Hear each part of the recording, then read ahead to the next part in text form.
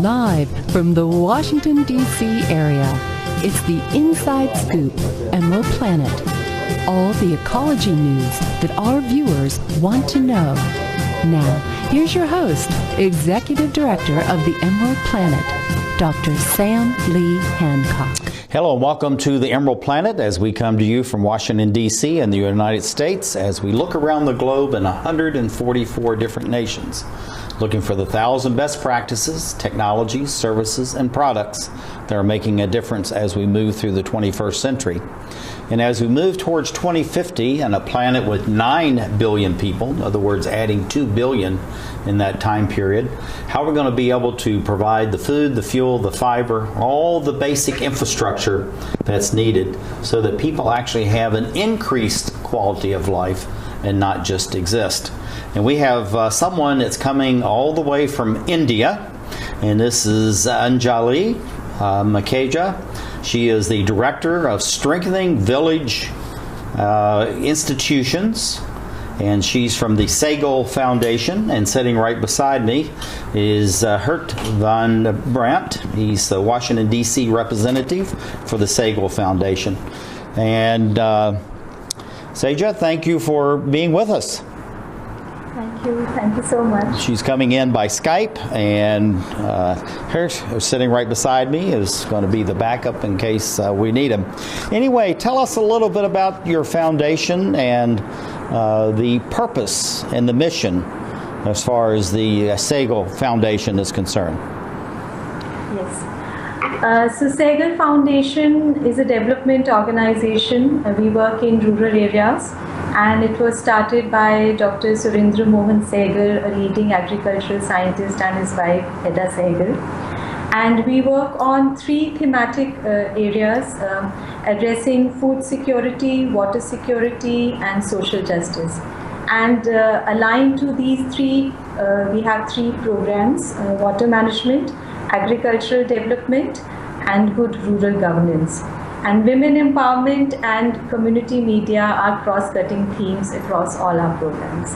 And the mission is really to have a community-led development where the community takes ownership and takes the lead in all the programs. Well, I think you provided for us a special video. I want to see if that's ready to play. We're having a technical difficulty. Tell us a little about your life skills education program for the Segel Foundation. Yeah. So, life skills education program basically provides a platform for participation of adolescents and youth in the governance and in the good rural governance and also in the village development. And it is aligned to the National Skills Development Policy of Government of India.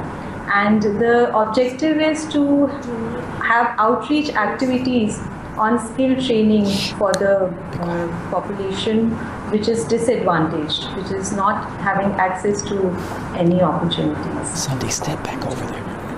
Sunday, get over there. What are the major issues that youth face in rural India, Anjali?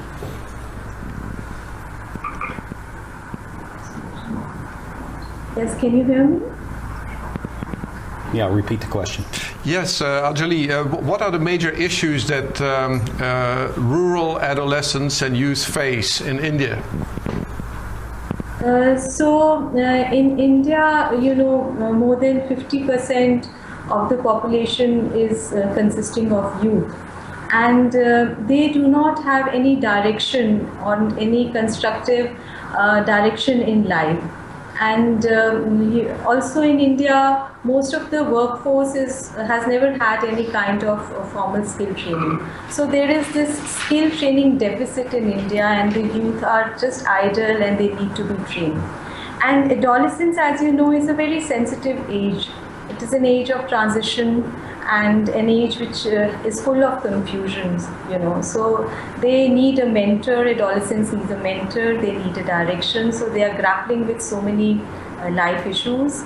So these are the 2 major challenges, and the challenge gets aggravated more for girls because India being a patriarchal society, they are really the neglected sections of society.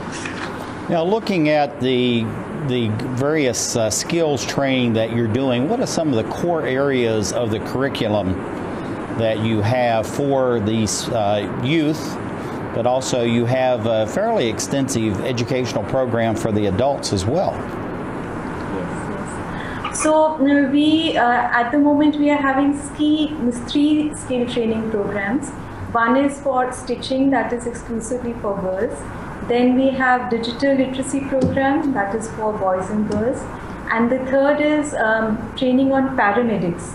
Paramedics in terms of training the youth on X-ray technicians, on becoming ultrasound technicians and lab technicians. So these are the 3 thematic areas in Life Skills Education Program.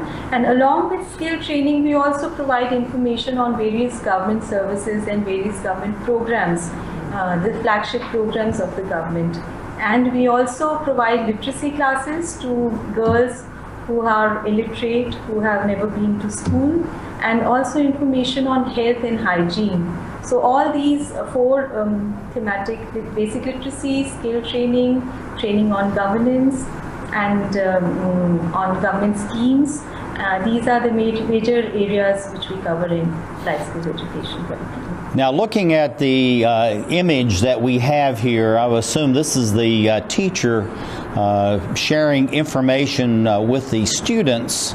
What is some of the training methodology that you use? Is it where you have teachers in each of these various centers where people take the life skills educational program?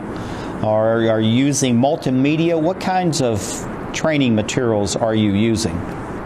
So this is a skill training program on digital literacy, and in all the centers we have a trainer, a teacher. We call her or him as a facilitator because he or she really facilitates the learning process in the center. And we have these teachers, and all the curriculum is very participatory and very experiential, because especially the adolescents, they need a mode of self-expression. So they have no space for expressing themselves. So when they come to the center, they find a safe environment where they can express themselves. So the facilitator encourages the youth and the adolescents to speak out and to learn from their own experience. It's a participatory and experiential learning program. Now, how long do they actually stay in these different courses or within the curricula itself?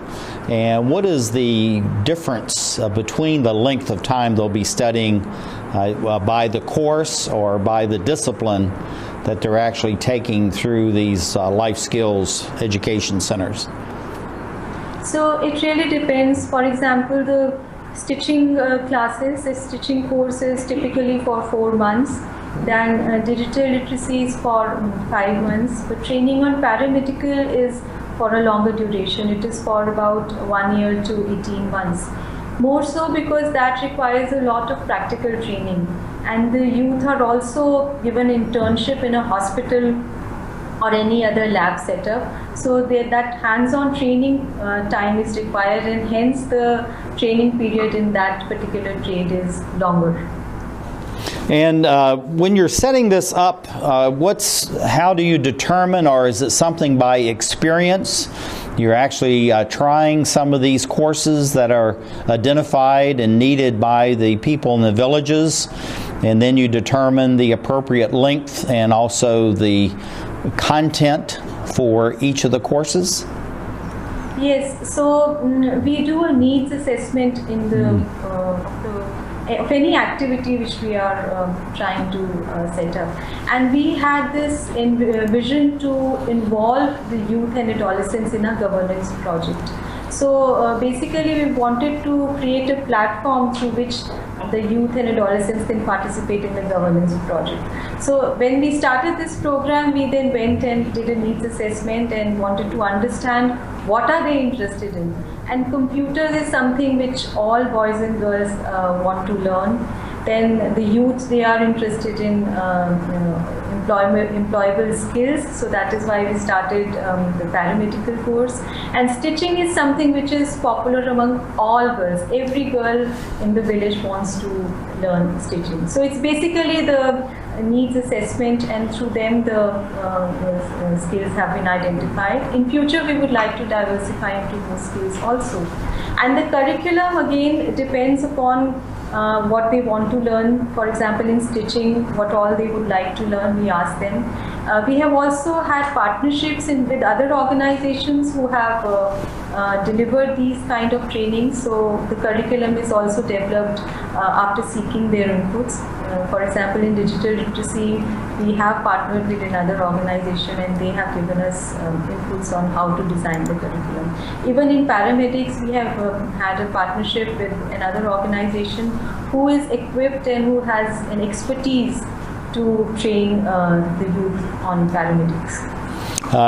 Hert has a question, and we have to be very quick because we've almost run out of time. Yeah. What challenges have you faced to set up these life skill education programs?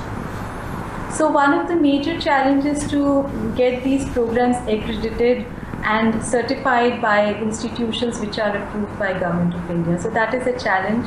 And when these youth and adolescents, they come to us, they try to learn only the skills. So training them on soft skills is another challenge, and we address it through a lot of participatory programs and experiential programs. Well, it's really exciting.